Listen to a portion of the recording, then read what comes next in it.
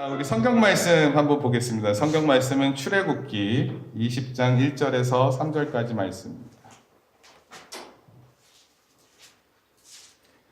출애굽기 20장 1절에서 3절. 오늘 말씀은 10계명의 이제 서두 부분이고, 그리고 또 1계명에 대해서만 우리가 읽게 되는데요. 이제 저희가 계속해서 10계명을 더해가면서 읽어갈 예정입니다. 네, 같이 읽겠습니다. 한 절씩, 다 같이 읽죠. 세 절밖에 안 되니까. 시작. 하나님이 이 모든 말씀으로 말씀하여 이르시되 나는 너를 애굽 땅 종되었던 집에서 인도하여 낸 내 하나님 여호와니라. 너는 나 외에는 다른 신들을 내게 두지 말라. 아멘. 오늘 제1계명의 말씀을 살펴보는데요. 제1계명의 말씀에 따라 우리가 제목을 한번 정해봤는데 한번 따라하겠습니다. 너는 나 외에는 네, 이런 제목으로 10계명의 제1계명을 살펴보도록 하겠습니다. 3절 말씀에서 이렇게 표현했어요. 한번 우리 다 같이 읽어볼까요? 시작. 너는 나 외에는 다른 신들을 내게 두지 말라. 이것이 제1계명입니다. 우리 지난주 서론에서 하나님의 법은 곧 사랑이다 라는 것을 말씀드렸어요. 우리 사회에서는 법을 사랑이라 말하지 않습니다. 그런데 성경의 10계명은 하나님의 사랑의 강령이라 이렇게 말씀드렸어요. 오늘 제1계명을 통해 하나님의 첫 번째 사랑의 강령을 한번 살펴보도록 하겠습니다. 먼저 앞서서 제가 하나 도표를 보여드리는데요.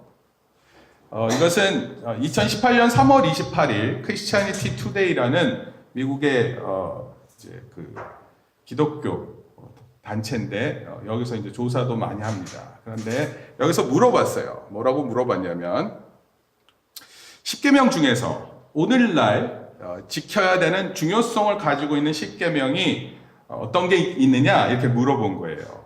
그래서 사람들이 답변을 했습니다. 그런데 이 답변을 할 때 사람들은 기독교인, 비기독교인 상관없이 물어봤어요. 성경에 가지고 있는 10계명이 오늘날 우리가 지켜야 할 법 중에 중요한 것들이 어떻게 있느냐 살펴봤더니 제일 많이 나왔던 게 6계명이에요. 6계명. 6계명은 뭐라고 돼 있냐면 살인하지 말라 이겁니다. 우리 한번 그 10계명을 한번 펴보시겠어요? 성경책 맨 뒤에 보면은 나와 있는데요. 또 뒤에나 앞에를 보셔야 됩니다. 찾으셨어요? 제 성경에 없네요. 제가 깜짝 놀랐어요. 지금 되게 당황스러운데. 근데 이제 우리 성경 말씀 출애굽기 20장을 살펴봐도 거기 다 나오는 건데요. 저도 이제 펼쳐놓고 살펴보겠습니다. 6계명이 뭐죠? 살인하지 말라. 네, 살인하지 말라. 그 다음에 8계명이 두 번째입니다. 뭐죠? 도둑질하지 말라. 그 다음에 9계명? 내 이웃에 대하여 거짓 증거하지 말라. 그 다음에 5계명. 내 부모를 공경하라. 그 다음에 7계명. 그 다음에 10계명. 내 이웃의 집을 삼양하지 말라. 재밌는 것은요. 이 이웃에 관련된 법령이 있죠. 요것을 94%에서 83%까지 중요시 여겼어요. 그리고 이제 하나님에 대한 계명이 제일 밑에 와 있습니다. 그리고 두 번째 계명이 뭐죠? 시작. 우상을 만들지 말고. 그 다음에 1계명은 우리 아까 읽었었던 말씀이고요. 그 다음 3계명. 너는 내 하나님 여호와의 이름을 망령되게 부르지 말라. 그 다음 4계명. 안식일을 기억하여 거룩하게 지키라. 그래서 일요일날 이렇게 놀러 다니는 것 같아요. 이게 제일 가볍게 여기는 겁니다. 이걸 보고 어떻게 이해했습니까? 그래도 미국 기독교에는 이렇게 신앙적인 가치에 대한 귀중함을 느끼는구나 이렇게 생각할 수 있어 보이기도 하고요. 또 동시에 하나님에 대한 이 10계명의 그 1부터 4계명까지의 그 계명을 지키기 어려워하는구나. 오히려 사람들과의 그 관계를 더 중요시 여기는구나 이렇게 볼 수 있습니다. 제가 뭐 추가적으로 부연 설명을 드리고 싶은 마음은 없어요. 그러나 미국의 성도들 우리도 대변하리라 이렇게 생각됩니다. 우리 기독교인에 대해서도 조사를 해보는 것 같아요. 근데 아직 정확한 건 제가 찾아보지 못했고 대신 이것이 미국의 최신의 내용이라 이것을 말씀드립니다. 기본적으로 10계명은요, 1계명에서 4계명까지는 하나님을 사랑하는 방법에 대해서 말하고 있습니다. 하나님을 어떻게 사랑하는지에 대해서. 그리고 5계명에서 10계명은 이웃을 사랑하는 방법에 대해 말하고 있습니다. 우리가 읽었다시피 1계명은 너는 나 외에는 다른 신을 내게 두지 말라 이렇게 표현했어요. 근데 이 말씀을 들으면 언뜻 오해할 수 있어요. 아, 하나님 말고도 다른 신들이 있구나 이렇게 생각할 수 있죠. 너는 나 외에 다른 신을 내게 두지 말라 그랬으니까 마치 다른 신이 있는 것처럼 보이잖아요. 그런데 제1계명의 강조점은요, 다른 신에 있지 않고 나 외에는에 있어요. 10계명에서 핵심적인 사항은 나 외에는 이 표현에 강조점이 있다라는 겁니다. 나 외에는이라는 이 원어적 표현이 알파님이라 그래요. 알파님. 근데 이 알파님을 이렇게 좀 설명하면 알은 앞에서 이런 뜻이에요. before. 파님은 얼굴이라는 뜻입니다. 그러니까 하나님의 얼굴과 우리 사이에 아무것도 있지 말게 하라 이런 뜻입니다. 원뜻을 살려서 조금 해석을 하면 이렇습니다. 너는 내 얼굴 앞에 다른 신을 두지 말라. 너는 나와 마주 서서 그 사이에 다른 신을 두지 말라. 이런 뜻하고 똑같은 거예요. 첫 번째 계명의 의미를 기억하는데 중요한 표현이 바로 하나님과 우리 사이에 이런 뜻이에요. 좀 쉽게 말하면 너와 나 사이에. 이게 중요한 겁니다. 너와 나 사이에. 하나님께서 우리와 제1계명의 핵심적인 사항은 너와 나 사이에 아무것도 두지 말라는 겁니다. 하나님은 많은 신들 중 최고의 신일까요? 아니면 하나님은 유일한 신일까요? 제1계명을 통해서 밝히는 것은요, 신들 중에 최고의 신 그렇게 얘기하려고 하는 것이 아니라 바로 하나님은 유일한 분이시다라는 것을 강조하는 내용이에요. 성경 곳곳에서 이 말씀을 강조하고 있어요. 먼저 이사야서 44장 말씀인데 한번 읽겠습니다. 시작. 나는 처음이요 나는 마지막이라 나 외에 다른 신이 없느니라. 나 외에 신이 있겠느냐? 다른 신이 있음을 내가 알지 못하노라. 그렇게 얘기했어요. 하나님만이 유일하다 이것을 말하는 겁니다. 고린도전서에도 이렇게 표현했어요. 우상은 시작. 우상은 세상에 아무것도 아니며 또한 하나님은 한 분밖에 없는 줄을 아노라. 비록 하늘에나 땅에나 신이라 불리는 자가 있어 많은 신과 많은 주가 있으나 이렇게 표현했어요. 그러니까 하나님만이 유일하신 분임을 10계명 제1장에서 강조하는데 여러분 이 10계명이 주어지는 시대적 배경이 있습니다. 그래서 이 배경도 조금 살펴보겠습니다. 이스라엘 백성들이 애굽에서 살게 된 것은요, 요셉의 때로 거슬러 올라가야 돼요. 요셉의 때. 요셉의 때, 요셉이 애굽의 총리로 있었을 때 이스라엘에는 엄청난 가뭄이 있었고 그 가뭄은 7년간 혹독한 가뭄이었습니다. 이 중동 가뭄을 피하기 위해서 야곱, 그러니까 요셉의 아버지인 야곱과 또 그의 형제 11명의 아들들과 가족들이 이주해서 애굽으로 내려왔어요. 그리고 그 애굽에서 400년을 삽니다. 400년. 그 후에 모세라는 인물을 통해서 이스라엘 백성들을 애굽에서 이끌어 가나안 땅으로 가던 중에 시내산에서 모세가 하나님으로부터 10계명을 받습니다. 그러면 19장, 출애굽기 19장을 읽어보면 하나님께서 내가 너희에게 임한다. 그때 조심하라 그랬어요. 경계선을 넘어서지 않게끔 조심하라 그랬어요. 그리고 모세만 오게 했습니다. 그리고 모세를 통해서 10계명을 받게 하셨어요. 그러니까 10계명이 주어지는 시점은 일종의 광야 생활에서 가나안 생활로 들어가는 사이에 주어진 거예요. 이걸 조금 더 풀어서 설명하면 광야에서 이동하는 유목 생활로부터 소위 가나안 땅에 물을 중심으로 정착하는 농경 문화로 들어가는 그 시점에 십계명이 주어진 것입니다. 어떻게 보면 광야에서는 광야 생활이라는 게 이런 거예요. 아무것도 없잖아요. 그러니까 아무것도 없는 가운데서, 아무것도 지식이 없는 가운데서는 지식을 쌓는 게 쉽죠. 없으니까. 조금 아는 게 사람 힘들어요. 근데 그래서 하나님을 정말 잘 배우는 곳이었어요. 광야이기 때문에. 그러나 가나안으로 들어가게 되면 가나안에는 원래 주민이 살고 있었어요. 이 원래 주민들은 원주민인데 오랜 기간 동안 축적된 역사와 문화 속에서 살고 있었어요. 그 중에 최고의 정점이 바로 무엇이었냐면 바알신이었습니다. 그러니까 이스라엘 백성들은 이제 광야를 지나고 그 농경 문화 안에 들어가게 되면 이 바알신의 큰 영향력 안에 놓일 수밖에 없었어요. 그런데 이것이 있기 전에 하나님께서 십계명 제1계명을 통해서 너와 나 사이에 어떠한 신이 있게 하지 말라 이렇게 하나님께서 강조하시는 거예요. 이게 어떻게 보면 이스라엘 사람들에게는 큰 딜레마로 다가온 것입니다. 하나님인가 바알인가. 사실 이스라엘 백성들 400년의 애굽 생활에서요 우상들을 많이 경험했습니다.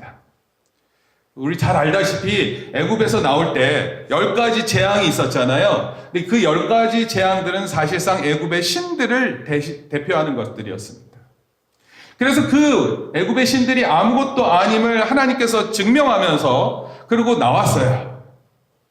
그런데 40년의 광야 생활이 우상에게 기대려고 하는 그들의 마음을 완전히 바꿔놓지 않았어요. 오히려 모세를 자기네들을 광야에서 힘들게 한다. 그리고 모세를 원망했는데 사실은 이 모세를 원망한 게 아니라 하나님을 원망하는 것이었습니다. 그러니까 그런 상태로 가나안 땅에 들어가면 우상에 휩쓸릴 것은 분명해 보이는 거죠. 바로 이때 1계명이 주어진 거예요. 첫 번째 계명이. 한번 읽어볼까요? 시작. 너와 나 사이에 너는 내 얼굴 앞에 다른 신들을 두지 말라. 여러분 원래 하나님만이 유일한 신인데 소위 인간들이 생각하는 최고라고 생각하는 것들을 하나님 앞에 불쑥불쑥 드러내는 그러한 것들을 하지 말라 이런 뜻입니다. 종종 기독교를 가리켜서 뭐라 그러냐면 기독교는 너무 배타적이다 이렇게 표현해요. 자기밖에 모른다.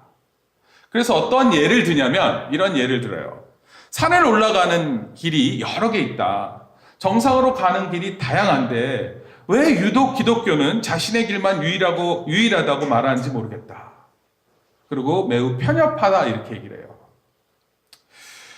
어떻게 그렇게 들리는 것 같으세요? 근데 사실은요, 이거 몰라서 하는 말입니다. 사실은 하나님은 온 우주를 만드시고 이 모든 것을 우리에게 주셨어요.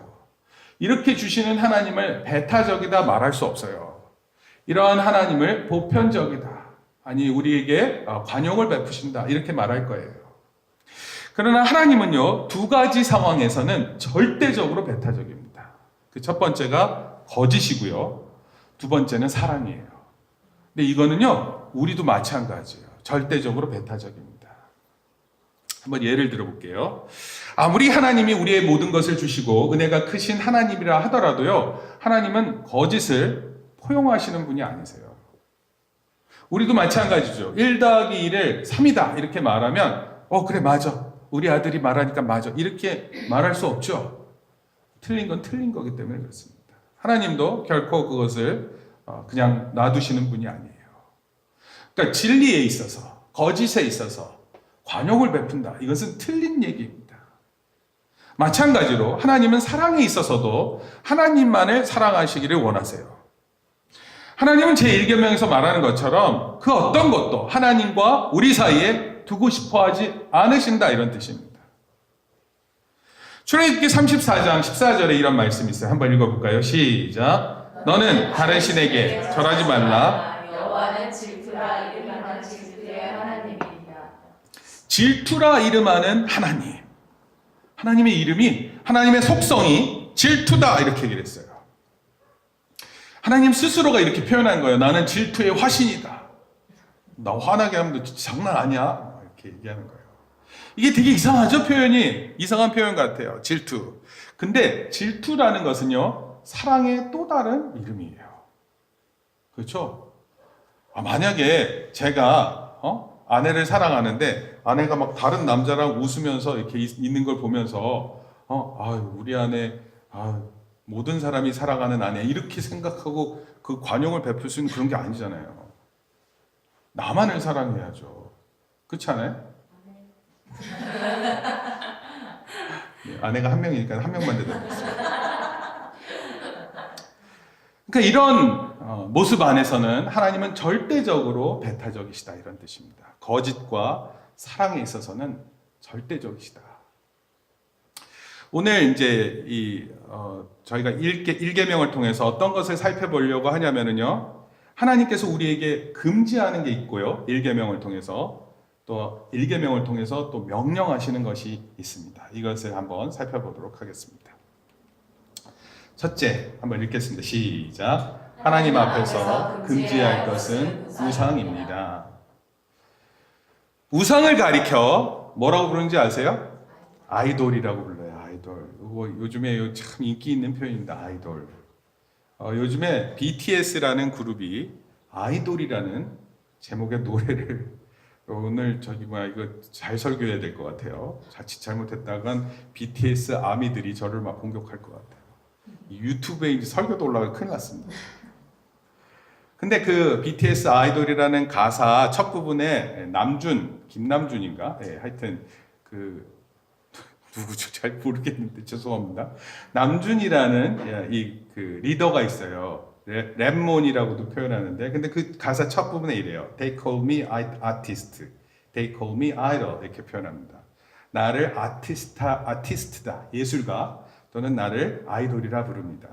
근데 이 내용의 핵심은 이런 거예요. 나를 예술가로 부르던 우상으로 부르던 간에 나는 내 것에 집중하겠다. 내 음악에 열심을 하겠다. 이런 뜻입니다.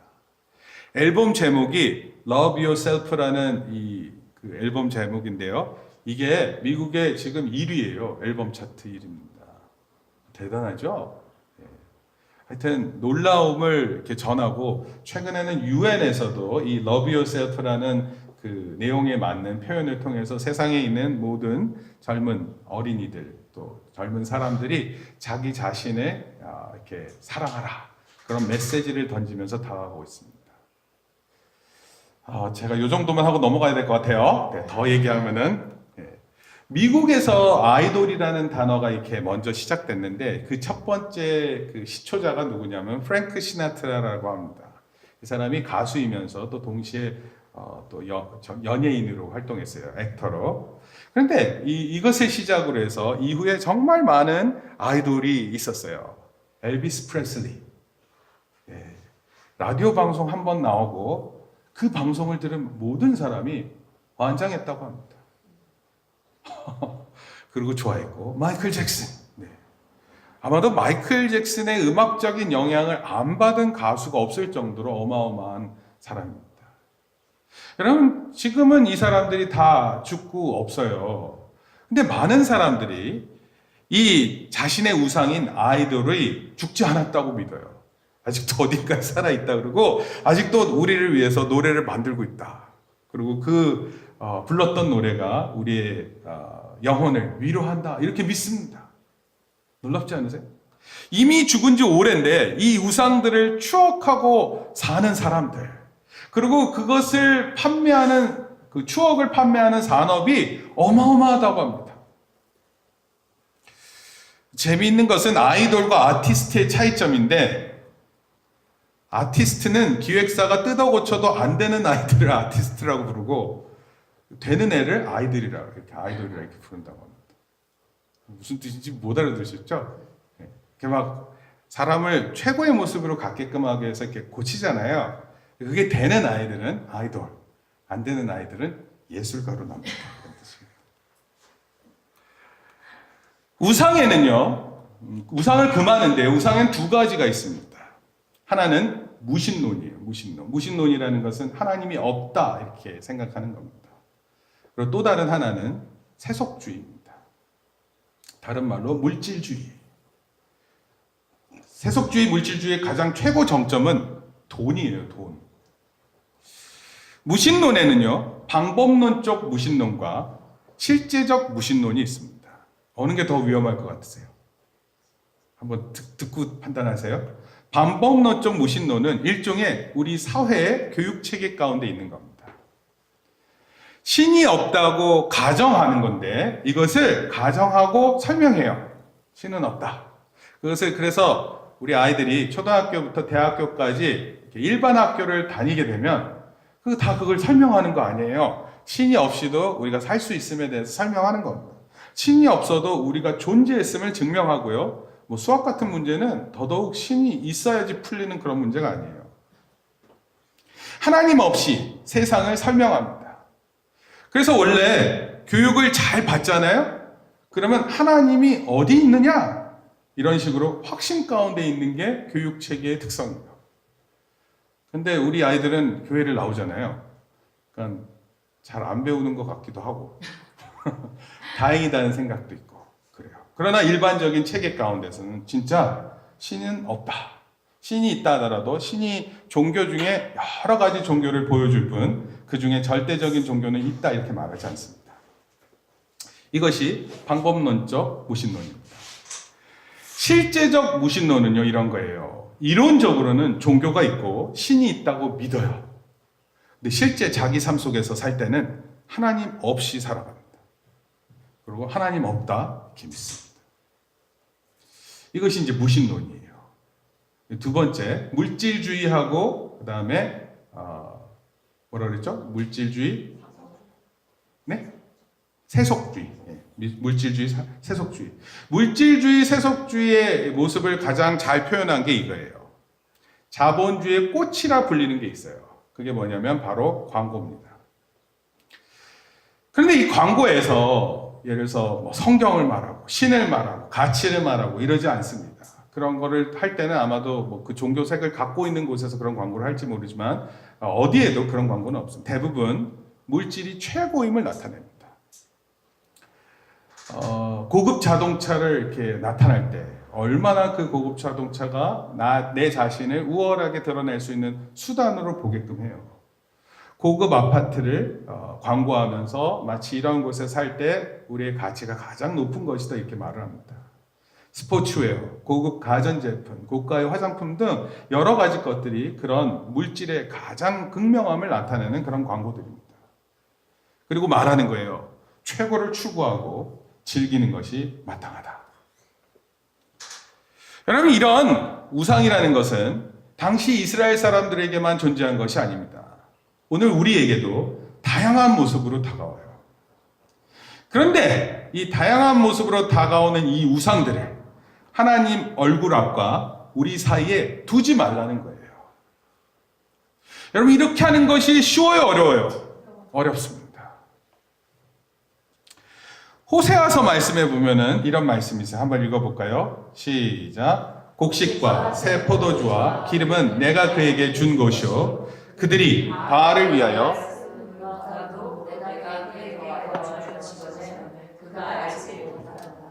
여기 보면은 바알을 위하여 쓴 은과 금도 내가 그에게 줬다. 그러니까 하나님이 주신 걸 가지고 우상 앞에 나간 거예요. 하나님 화나시겠어요? 안 화나시겠어요? 바알을 위해 쓴 은과 금을 하나님이 주셨다. 이렇게 말하는 거예요. 그리고 이제 그 말씀, 이제 8절 말씀 뒤에 9절 말씀이 이렇게 표현했어요. 한번 읽어볼까요? 그러므로 시작. 그러므로 내가 내 곡식을 그것이 익을 계절에 도로 찾으며 내가 내 새 포도주를 그것이 맛될 시기에 도로 찾으며 또 그들의 벌거슴을 몸을 가릴 내 양털과 내 삶을 빼앗으리라. 수칙 가운데 있게 만들겠다. 망하게 만들겠다. 이런 뜻이에요. 그리고 11절에 이런 표현이 있어요. 건져낼 사람이 없으리라. 12절에 포도나무와 무화과 나무를 거칠게 하고 들짐승들에게 먹게 하리라. 13절에 바알을 시작. 바알을 섬긴 시일대로 내가 그에게 벌을 주리라. 여호와의 말씀입니다. 이렇게 경고하고 있어요. 여러분 이게 어려운 거 분명한데요. 만약에 우상을 우리 앞에 두게 되면 하나님께서 벌 주시겠다. 너희가 바알을 섬긴 대로 벌을 주겠다. 이렇게 얘기했어요. 과연 우리는 어떨까요? 이 말씀을 알아서 우상과 세속주의를 경계하고 있을까요? 아니면 시대적 환경에 동조하고 있을까요? 우리도 이렇게 살아가야 되겠다. 이스라엘 백성들은 무신론적인 우상보다는 세속주의에 크게 흔들렸어요. 우리 한국교회도 과거 이웃사랑을 키워서요, 나중에 나라 사랑까지 했고, 하나님 명령에 목숨 걸고 지켰던 순결한 신앙, 이게 선조들의 모습인데, 이런 신앙 이제는 찾아보기 힘들게 됐습니다.